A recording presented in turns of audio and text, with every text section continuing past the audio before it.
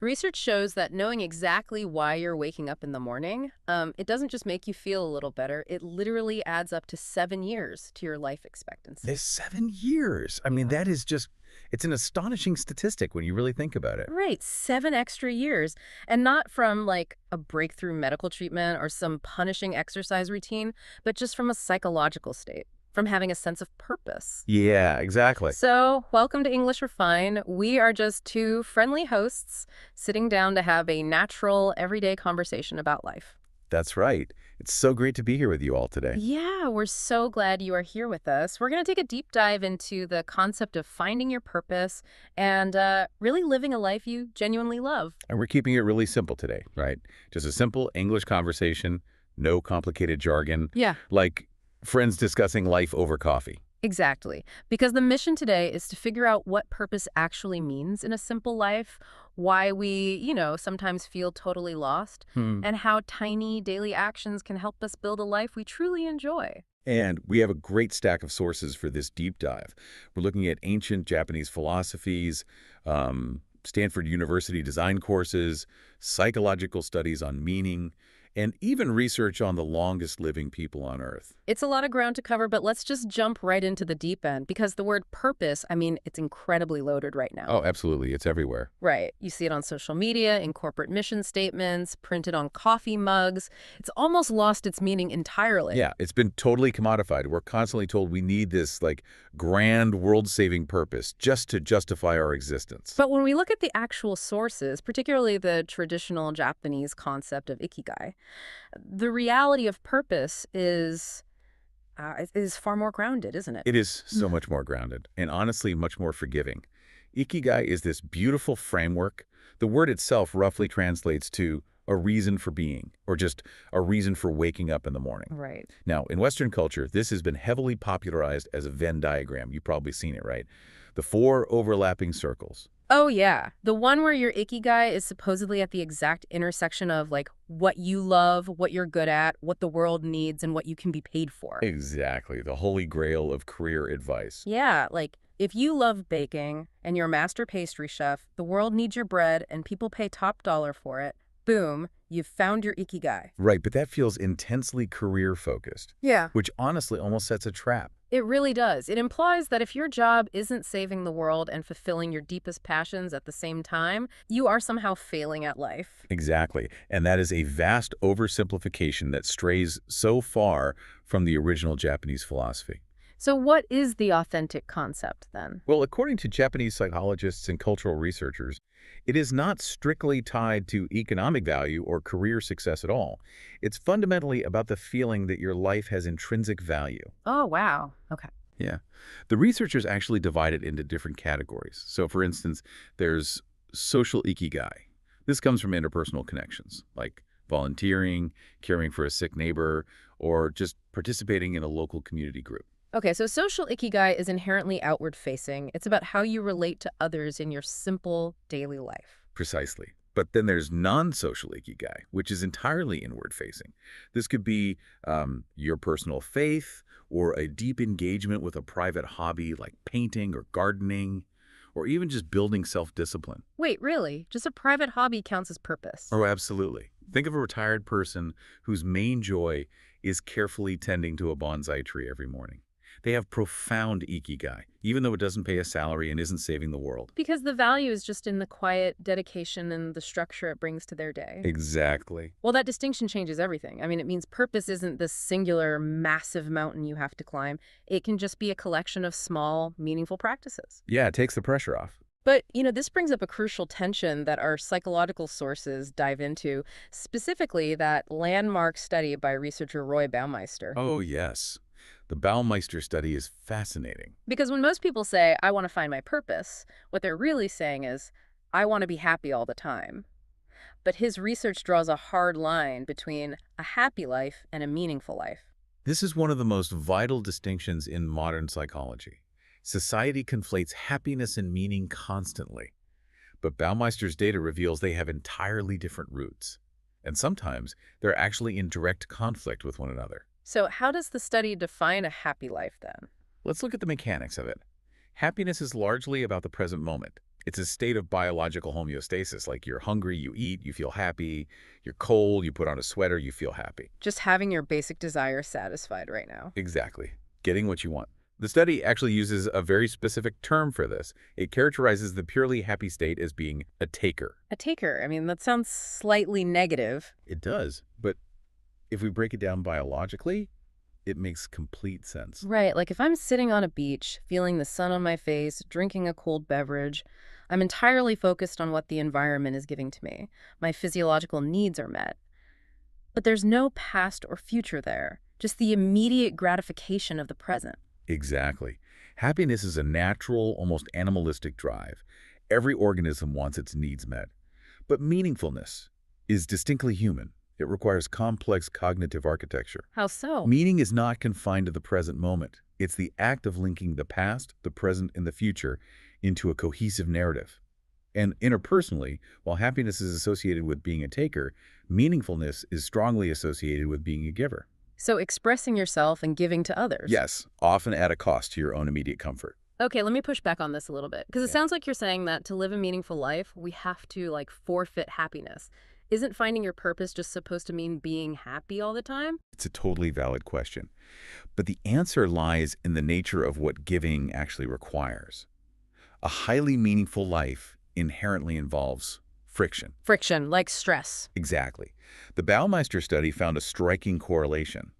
People who reported having highly meaningful lives also reported significantly higher levels of stress, anxiety, and worry than people who reported just being happy. Because when you care deeply about something or someone, you're exposing yourself to potential pain. You're taking on responsibility, and responsibility is heavy. You hit the nail on the head. It sounds like an analogy I was thinking of. Happiness is just eating a great meal right now, right? Yeah. Someone else did the work, you're just enjoying it. Right. But meaning is taking the time to cook that massive meal for your family. You're sweating in the kitchen, it's hard work, you're stressing about burning the food. In that moment, your happiness is probably super low. Oh, definitely. You are stressed out. But when you sit down and watch the people you love enjoying the food, the meaning is off the charts. That is a brilliant analogy. It captures the temporal aspect perfectly. In the kitchen, you're integrating the past, like your grandmother's recipe, with the present effort for a future reward. You are a giver. And this concept shows up in the Viktor Frankl source too, right? Man's search for meaning. Yes, profoundly. Franco was a psychiatrist who survived the Holocaust. He observed his fellow prisoners in the concentration camps and found that the ones who survived weren't necessarily the physically strongest. They were the ones who retained a sense of meaning. In a place with literally zero happiness. Exactly. He noted that meaning is often found by completing tasks, caring for others, or facing unavoidable suffering with dignity. Frankel proved that meaning is an anchor. Happiness is just the weather. Meaning is the anchor, happiness is the weather. I love that. And our sources bring up another psychological phenomenon that proves this. The parenthood paradox. Oh, the parenthood paradox is a perfect everyday example. Many people have kids thinking it will make them happy, but research shows that, on a day-to-day basis, taking care of children actually decreases momentary happiness. Because you're sleep deprived, stressed, constantly negotiating with a toddler. Right? Your personal needs, your taker desires for rest, are completely subverted. But if you ask those same parents to evaluate their lives as a whole, they'll say having kids is the best thing they ever did. Overall life meaning skyrockets. Wow. Okay, so now that we know purpose isn't just about endless, easy happiness, why do so many of us feel completely lost trying to find it? Well, that brings us directly to the concept of Sunday dread, which the author Chip Conley writes about. Oh, Sunday dread. I think everyone knows that feeling. It's that heavy fog that rolls in on Sunday evening before the work week begins.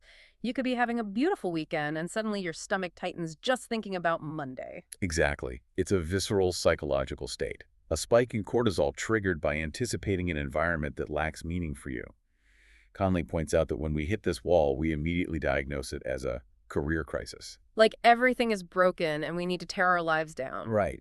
But he offers a much more constructive framework. He calls it a career chrysalis. A chrysalis. Like a caterpillar turning into a butterfly. Yes. Think about what happens in a chrysalis. The caterpillar dissolves its old body into a biological soup and reorganizes into a new structure. It's messy and chaotic. When you feel confused about your life goals, you aren't broken. You're just outgrowing your old identity. That is a terrifying but honestly, incredibly validating way to look at it. You're just dissolving so you can reform. Exactly. And there is a structural reason why so many people feel this way right now. The old math of life is broken. The old math, you mean the Stanford New Map of Life research? Yeah. For the last century, the math was you work for 40 years and retire at 65.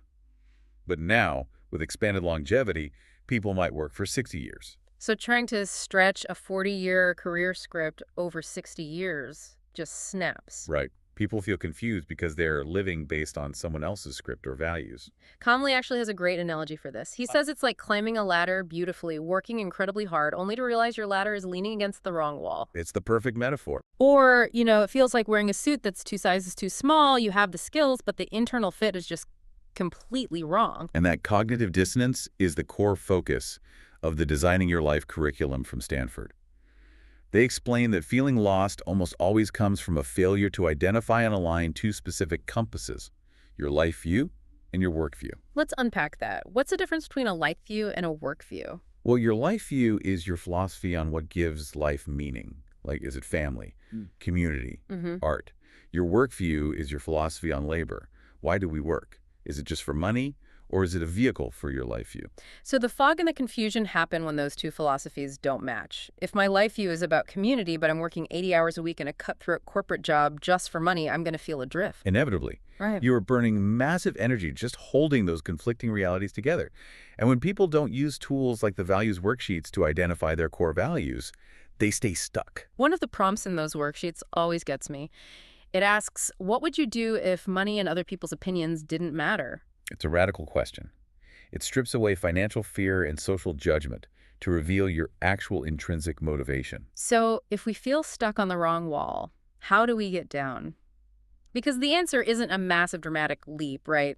You don't just quit your job on a Tuesday. Definitely not. The answer is found in small, everyday actions. The Designing Your Life authors introduce an exercise called wayfinding. Wayfinding, like tracking your daily tasks. Exactly. You log your day-to-day activities and gauge them on two metrics, engagement and energy. You don't have to quit your job to find your purpose. You just have to start paying attention to your current life. So you're looking for moments when time flies, the flow state. Yes. Wow. When do you get so absorbed in a task that you lose track of time? And equally important, which activities give you energy and which ones drain you? By writing this down, you uncover hidden passions. It's like doing an audit on your soul. Instead of tracking where your money goes, you track where your energy goes. Soul audit is a perfect way to phrase it. This aligns with Damian Reed's steps to uncovering purpose, too. His early steps are all about reflecting on passions, getting curious, and identifying values. But okay, let me ask you this. What if my daily energy log just shows that I love playing video games and taking naps? I mean, how does that lead to a purpose? That is such a common question. And the trick is, you have to extrapolate the underlying value. If you love gaming, you might actually love complex problem solving or community building if it's a multiplayer game. Oh, I see. You look at the psychological itch it's scratching. Exactly. And the napping. That might reveal a deep biological need for the Stoic instruction of taking care of yourself. You might just be profoundly burned out. Right, the Stoic philosophy. We should talk about their daily practices. They were big on self-reflection, weren't they? Huge on it. They use something called the daily report card. Every evening, you review your actions. You measure your progress against your own past mistakes, but crucially, without beating yourself up, you are instructed to be a good student of your own life. Just clinical, detached observation, not a guilt trip. Exactly. And the Stoics also heavily emphasized managing what is within your control, specifically managing daily anger and fear. Because if you're constantly angry or terrified about external events you can't control, you're draining your energy battery. Precisely. Freeing up that mental energy allows you to focus on what actually matters. It allows you to tackle Reed's step 9, take action, because small, concrete measures compound over time. Okay, so once these daily energy logs and Stoic reflections point us in a specific direction, how do we safely follow those interests? Like, how do we improve our lives without blowing up our world? This is where we look at the concept of prototyping your future from the Designing Your Life book. Following your interests doesn't mean recklessly quitting your job. Prototyping means running small, safe experiments. So instead of jumping out of an airplane and hoping you can sew a parachute on the way down, prototyping is like taking a flight simulator first. That is exactly it. A life prototype could be just having a conversation with someone in the field you're interested in.